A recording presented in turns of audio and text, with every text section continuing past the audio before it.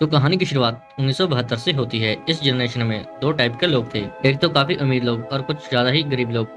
और जैसे भी गरीब लोग अपनी जिंदगी में काफी स्ट्रगल कर रहे हैं। और फिर इसी समय में एक गेम होता है, गेम ऑफ द सर्वाइवल। ये एक रियलिटी शो होता है जो टीवी पर दिखाया जाता है। जो भी इस गेम में जीत जाता है उसे $1 मिलियन का इनाम दिया जाता है और बाकी सभी हारने वालों को अपनी जान से हाथ धोना पड़ता है। तभी हम देखते हैं जहाँ पे शो का सेट दिखाया जाता है, जहाँ पे होस्ट अनाउंस करता है कि आप सभी लोग 11 कॉन्टेस्टेंट हैं। इन 11 लोगों में से 2 लोग माफिया हैं और बाकी सभी सिविलियंस हैं। पर इन 11 प्लेयरों को ये नहीं पता था कि कौन माफिया है और कौन सिविलियंस है। तो इस गेम में सिविलियन प्लेयर को ये पता लगाना होगा कि यहाँ पे माफिया कौन है और माफिया को सिविलियन के रूप में छुपकर रहना होगा। इस गेम में हर रात एक माफिया एक सिविलियन को मार देगा, इसलिए सभी सिविलियन को मिलकर माफिया का पता लगाना होगा। जितनी जल्दी माफिया का पता चलेगा उतने ही सिविलियन बच जाएंगे। तो होस्ट यहाँ पे सबको बताता है कि इस साल इस गेम का प्राइस $1 मिलियन है और यहीं से गेम स्टार्ट हो जाता है। तो सभी प्लेयर यहाँ पे अपना हाथ खड़ा करते हैं। इनके पास एक मिनी रोबोट्स आते हैं जो से सिलेक्ट करते हैं कि कौन माफिया है और कौन सिविलियंस है। ये मिनी रोबोट सभी के हाथ पे एक मिनी बारकोड देकर जाते हैं। पर किसी भी प्लेयर को ये नहीं पता होता है कि मैं माफिया हूँ या सिविलियन, ये सिर्फ इस मिनी रोबोट्स को पता होता है। तो फिर होस्ट यहाँ पे पहले प्लेयर से पूछता है कि क्या तुम माफिया हो? तो वो कहता है नहीं, मैं एक गैम्बलर हूँ। होस्ट यहाँ पे बताता है कि ये एक जुआरी है जिसकी एज काफी हो चुकी है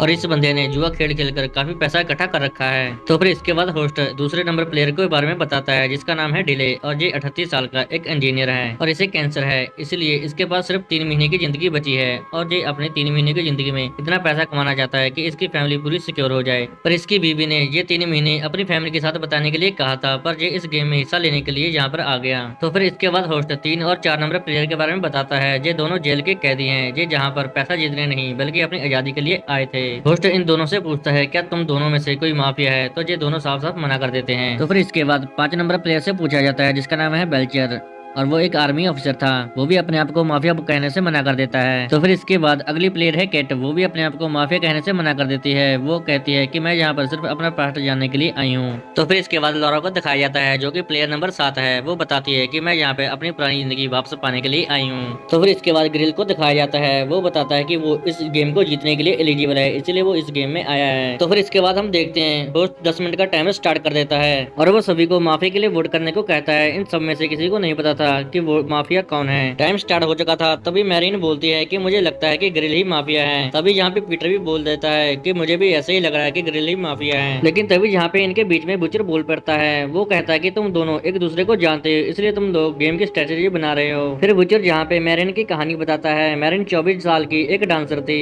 जब वो 21 साल की थी तो उसका करियर बहुत पीक पे था, लेकिन एक एक्सीडेंट की वजह से उसका पूरा सपना टूट गया। उसके पैर में एक फ्रैक्चर आ गया। अब वो फिर से पहले की तरह अपना सपना पूरा करना चाहती है। इसके लिए उसको ट्रीटमेंट की जरूरत है और वो ट्रीटमेंट काफी महंगा है और इसी ट्रीटमेंट के लिए वो यहाँ पर आई है। पर बुचर ये बात सुनकर वो कहता है कि अब हम किसे चुने।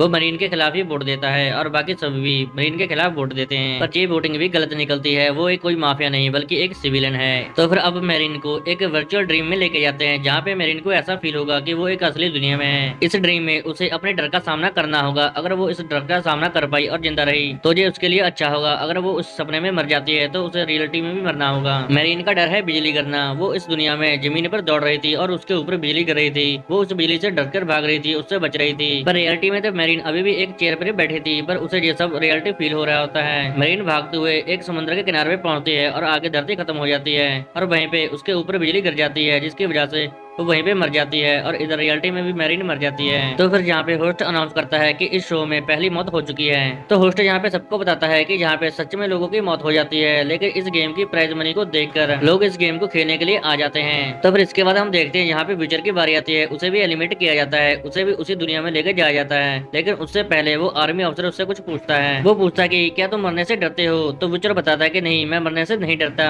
फिर यहाँ पे हम देखते हैं कि बुचर को एक खेल के मैदान में भेज दिया जाता है जहाँ पे उसे मिलकर 2 आदमी बहुत मार रहे होते हैं। उन दोनों के पास बुचर को मारने के लिए हथियार भी होते हैं, लेकिन बुचर फिर भी उन लोगों से लड़ता है और उन दोनों को ढेर कर देता है। तभी हम जहाँ पे देखते हैं कि बुचर का पैर एक पत्थर से टकरा जाता है और बुचर जमीन पे लगी रॉड के ऊपर गिर जाता है, जिसकी वजह से वहीं पे उसकी मौत हो जाती है और असल दुनिया में भी उसकी यहाँ पे मौत हो जाती है। और होस्ट इस बात की इन्फॉर्मेशन सबको बता देता है। तो फिर इसके बाद होस्ट 8 मिनट का टाइमर और सेट कर देता है और वो सबको माफिया के लिए वोट करने के लिए कहता है। तो सभी जहाँ पर आपस में बहस करने लगे। तभी यहाँ पे कॉन्स्टेंटिन बोलता है कि मैं आराम से बता सकता हूँ कि अब माफिया कौन है। तभी होस्ट यहाँ पे कॉन्स्टेंटीन के बारे में बताता है। वो बताता है कि कॉन्स्टेंटीन को भविष्यवाणी करने की ताकत मिली है। कॉन्स्टेंटीन का डर है बूढ़े होकर मरना।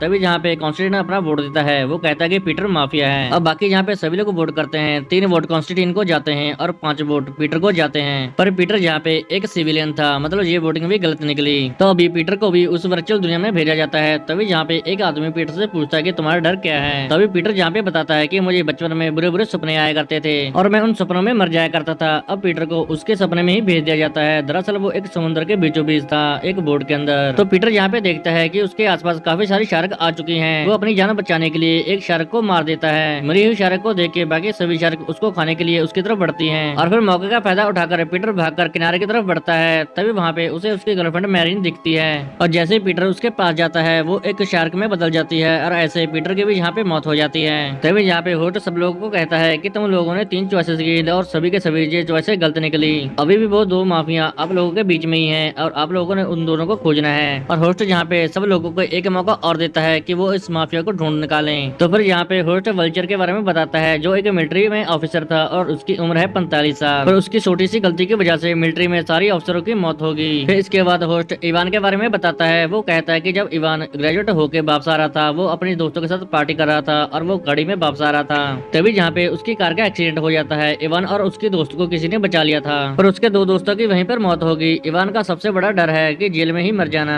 और फिर इसी के दौरान लॉरा और वल्चर के बीच में बहस हो जाती है और लॉरा वल्चर के खिलाफ वोट कर देती है और फिर वल्चर भी लॉरा के खिलाफ वोट करता है, पर बाकी सभी लोग वल्चर के खिलाफ वोट करते हैं। तभी जहाँ पे होस्ट फिर से कहता है कि वल्चर भी एक सिविलियन है, तुम लोगों ने फिर से एक गलत इंसान को चुना है और माफिया अभी तक तुम लोगों के बीच में ही है। तभी हम देखते हैं कि वल्चर को भी इस वर्चुअल दुनिया में लेके जाते हैं। वल्चर एक जंग के मैदान में था जहाँ पे उसके सभी साथी मारे जा चुके थे, पर वल्चर जहाँ पे हार नहीं मारता, वो खुद बाहर आता है और एक एक करके सभी दुश्मनों को मारने लगता है। पर यहाँ पे एक टाइम आता है जब उसके बंदूक में गोली खत्म हो जाती है और फिर दुश्मन सामने से आके वल्चर को गोलियों से मार देते हैं। तो फिर इसके बाद बारी थी लॉरा की। होस्ट सबको बताता है कि लॉरा के पास एक टाइम पे सब कुछ था, एक अच्छा परिवार, खुशियों भरा परिवार और पैसा भी था, पर उसे शराब पीने की लत लग गई जिसकी वजह से उसके बड़े बेटे की मौत हो गई और लॉरा का पति भी लॉरा को छोड़ देता है, जिसके बाद वो अकेले ही रह गई। पर उसमें सुसाइड करने की हिम्मत नहीं थी क्योंकि उसे ऊंचाई से काफी डर लगता था, इसलिए वो अपने आप को कमरे में बंद करके ही रखती थी। तो फिर लॉरा जहाँ से जाने से पहले इवान को कहती है कि वो मैं ही हूँ जिसने तुम्हारी जान बचाई थी, पर ये भी सच है, मैं ही वो शख्स हूँ जिसने तुम्हारे खिलाफ गवाही दी थी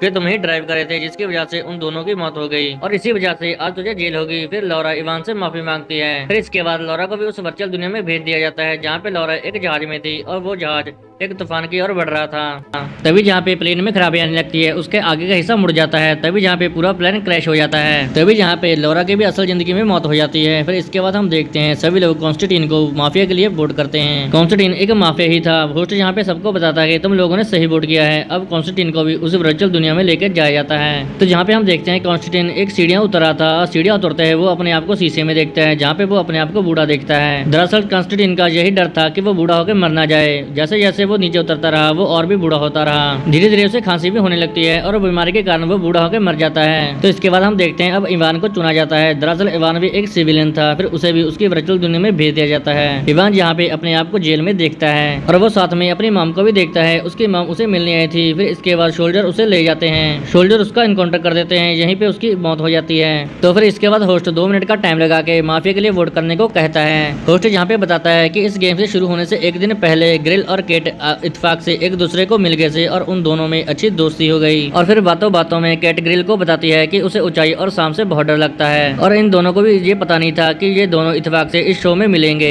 फिर जहाँ पे हम देखते कि किट को भी माफिया के लिए चुना जाता है, पर वो एक सिविलियन होती है, वो माफिया नहीं थी। फिर किट को भी उसकी वर्चुअल दुनिया में लेकर जा रहे थे। तभी जहाँ पे ग्रिल अपनी कुर्सी से उठकर किट की कुर्सी में बैठ जाता है। इसके साथ साथ वो भी उसकी वर्चुअल दुनिया में चला जाता है। यहाँ पर ये दोनों आसमान में एक कांच के ऊपर खड़े होते हैं। ग्रिल यहाँ पे किट को कहता है कि मुझे पता है तुम्हें ऊंचाई से डर लगता है, पर मैं तुम्हें बचा लूंगा, बस तुम नीचे मत देखना। ग्रिल किट की तरफ बढ़ने लगता है। तभी हम देखते हैं कि कांच टूटने लगता है। वो दोनों भाग रहे थे और भागते हुए दोनों कूद जाते हैं। इस जगह पे वो दोनों बच जाते हैं। पर तभी जहाँ पर उठकर ये सामने देखते हैं कि उनके सामने एक त्रिकोण लाइट है। ये दोनों उस लाइट की ओर बढ़ने लगते हैं। वहाँ पर काफी बड़े बड़े सांप थे जो इन लोगों के ऊपर हमला कर देते हैं। ये दोनों इन सांपों का मुकाबला करते हुए वहाँ से भागने लगते हैं, पर इनके सामने अचानक से एक बड़ा सा क्रिएचर आ जाता है जो कि इनके ऊपर अटैक कर देता है। ग्रिल इस क्रिएचर के गले में एक त्रिकोण लाइट देखता है और वो उसे निकाल लेता देता है और इस त्रिकोण लाइट की मदद से ग्रिल सूरज की रोशनी क्रीचर के ऊपर डालता है, जिसकी वजह से वो जलकर खाक हो जाता है और वहीं पर जमीन पे ढेर हो जाता है। फिर ये दोनों उस ट्रायंगल को एक दीवार के ऊपर लगा देते हैं, पर इससे कुछ भी नहीं होता।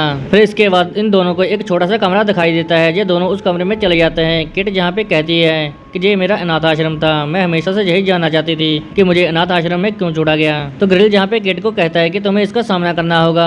देखते देखते ही उसका सारा पार्ट उसके आंखों के सामने आने लगता है और अब ये दोनों बच जाते हैं और ये इस गेम के होस्ट के सामने आ जाते हैं। अब ये दोनों इस गेम को जीत चुके थे। तभी जहाँ पे होस्ट इन दोनों को बताता है कि रूल के मुताबिक अगर एक सिविलियन और माफिया लास्ट में बच जाते हैं तो ऑटोमेटिकली माफिया जीत जाता है। अब ये दोनों रियल दुनिया में वापस आ जाते हैं और ये दोनों काफी खुश हैं क्योंकि ये लोग दोनों जिंदा बच जाते हैं और विनर भी बन जाते हैं। और इसी के साथ ही ये मूवी की कहानी यहीं पे खत्म हो जाती है। अगर आपको हमारी स्टोरी अच्छी लगी हो तो आप हमें कमेंट करके जरूर बताएं और हमारे चैनल को सब्सक्राइब करना ना भूलें।